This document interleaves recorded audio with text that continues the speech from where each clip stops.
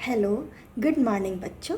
आज की क्लास कक्षा 8 के लिए मैथ से अभ्यास 3D घनमूल। इस अभ्यास में बच्चों हम घनमूल का व्यावहारिक प्रश्नों में प्रयोग करना सीखेंगे।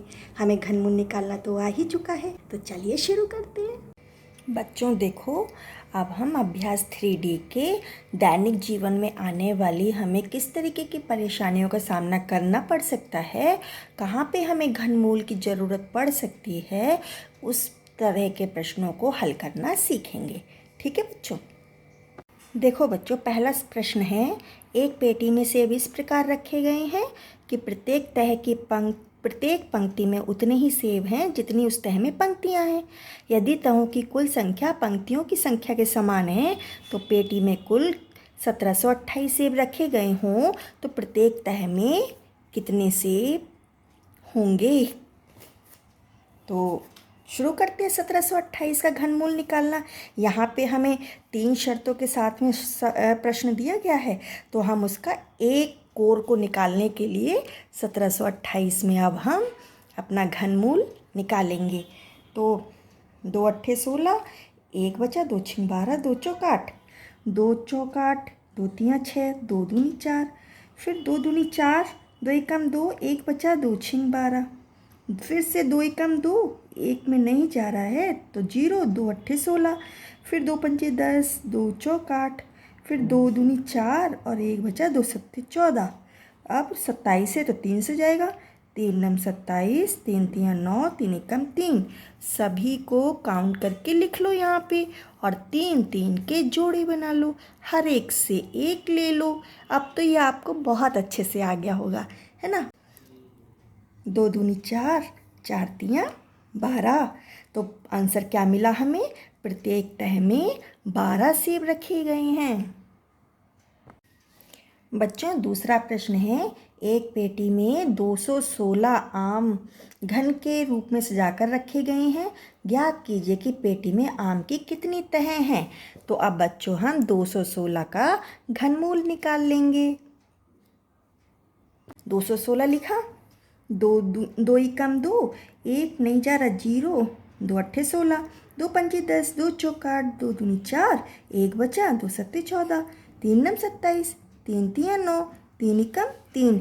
इनको उतार लिया और 3 3 के जोड़े बना दिए। यहाँ से भी एक लिया, यहाँ से भी एक लिया, कितना मिला, 2 तियाँ 6।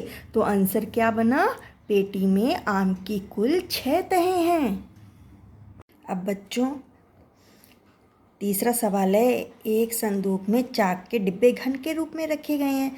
यदि कुल डिब्बों की संख्या 2744 हो तो संदूक में एक तह में चाक के कितने डिब्बे हैं। तो हमें क्या पता लगाना है कि संदूक में एक तह में डिब्बों की संख्या। तो चलिए 2744 का घनमूल निकाल लेते हैं। ठीक है, 2 एकम 2, 2 तियाँ 6, 1 बचा, 2 सत्ते 14, 2 दूनी 4, फिर से 2 छिंग 12, 1 बचा, 2 अट्ठे 16, 1 बचा, 2 छिंग 12, फिर से 2 तियाँ 6, 2 चौक 8, 2 तियाँ 6। अब 343 तो हमारा 7 से जाता है, 7 चौक 28, 6 बचा, 63, 7 निम 63, 7 सत्ते 49, 7 एकम 7। इन सभी को उतार लो बारी बारी से और 3 3 के जोड़े बना लो। यहाँ से एक लिया, यहाँ से एक लिया, कितना मिला, 2 सत्ते 14। और बच्चों अब आंसर क्या बना, संदूक में एक तह में कुल कितने डिब्बे हैं, 14 है। बच्चों चौथा प्रश्न है, एक शोरूम में कांच के रंगीन घन एक दूसरे से सटाकर इस प्रकार रखे गए हैं कि वे एक बड़े घन का आकार ले लेते हैं। यदि इस प्रकार रखे गए रंगीन घनों की कुल संख्या 512 हो तो ज्ञात कीजिए कि रंगीन घनों की कितनी तहों से उक्त घनाकृति बनी है। तो अब बच्चों हम 512 का घनमूल निकाल लेते हैं। 2 दूनी 4, 1 बचा, 2 पंजे 10, 1 बचा, 2 छिंग 12, 2 एकम 2, 2 दूनी 4, 1 बचा, 2 अट्ठे 16, 2 छिंग 12, 2 चौक 8, 2 तियाँ 6, 2 दूनी 4, 2 एकम 2, 1 बचा, 2 छिंग 12, 2 अट्ठे 16, 2 चौक 8, 2 दूनी 4, 2 एकम 2। काउंट कर लो, 1 2 3 4 5 6 7 8 9। सभी को लिख लो और 3 3 के जोड़े बना लो। यहाँ से भी एक ले लो, यहाँ से भी एक ले लो, यहाँ से भी एक ले लो, कितना मिला, 2 दूनी 4 दूनी 8। तो आंसर हमारा क्या है? रंगीन घनों की 8 तहों से वह आकृति घनाकार बनी है। ठीक है बच्चों। प्रश्न में क्या है? प्रधानमंत्री के राष्ट्रीय राहत कोष के लिए एक विद्यालय की एक कक्षा का प्रत्येक विद्यार्थी उस कक्षा के विद्यार्थियों की संख्या के घन के बराबर के रुपए चंदे में देता है।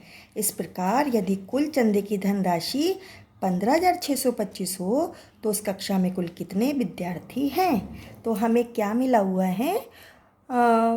कुल धनराशि कितनी मिली है? 15,625। तो पता क्या लगाना है? उस कक्षा में कुल विद्यार्थी कितने हैं। ठीक है बच्चों।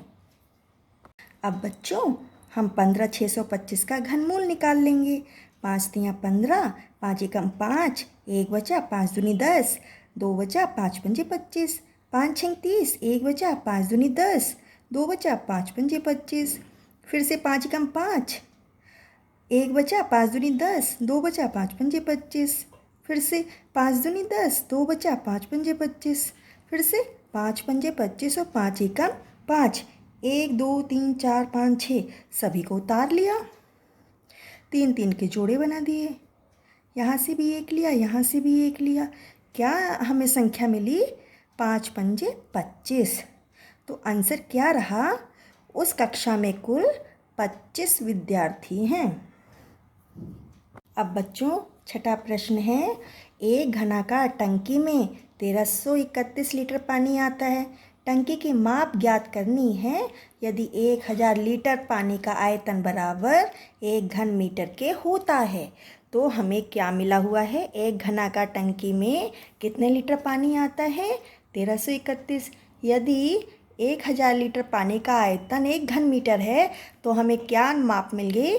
1331/1000 घन मीटर की माप मिली। ठीक है। अब हम 1331 का भी घनमूल निकालेंगे और 1000 का भी निकालेंगे। ठीक है। तो 11 एकम 11, 2 बचा, 11 दूनी 22, 1 बचा, 11 एकम 11। फिर से 11 एकम 11, 1 बचा, 11 एकम 11। फिर से 11 एकम 11। तीनों 11 को ले लिया और एक यहाँ से उठा लिया। यहाँ पे जोड़ा बनाया एक और वहाँ से हमने एक ले लिया। अब 1000 का भी देख लो। 2 पंजे 10, बाकी 2 जीरो। 2 दूनी 4, 1 बचा, 2 पंजे 10, ये जीरो। फिर 2 एकम 2, 2 दूनी 4, 1 बचा, 2 पंजे 10। अब 5 दूनी 10, 2 बचा, 5 पंजे 25, 5 पंजे 25, 5 एकम 5। इन सभी को उतार लो। 3 3 के जोड़े बना लो। यहाँ से एक लो, यहाँ से एक लो। कितना मिला? 2 पंजे 10। अब इसको हम किस तरीके से लिख लेंगे? है ना, किस तरीके से लिख लेंगे? बराबर 11/10। तो इसको कैसे लिखते हैं? जीरो हटाने के लिए 1.1, एक अंक पहले दशमलव लग जाएगा। तो हमारा आंसर क्या बना? टंकी की माप अर्थात उसकी एक भुजा की माप 11/10 यानी कि 1.1 मीटर है। ठीक है बच्चों। यहाँ पर हमारी ये अभ्यास कंप्लीट होती है। All the best.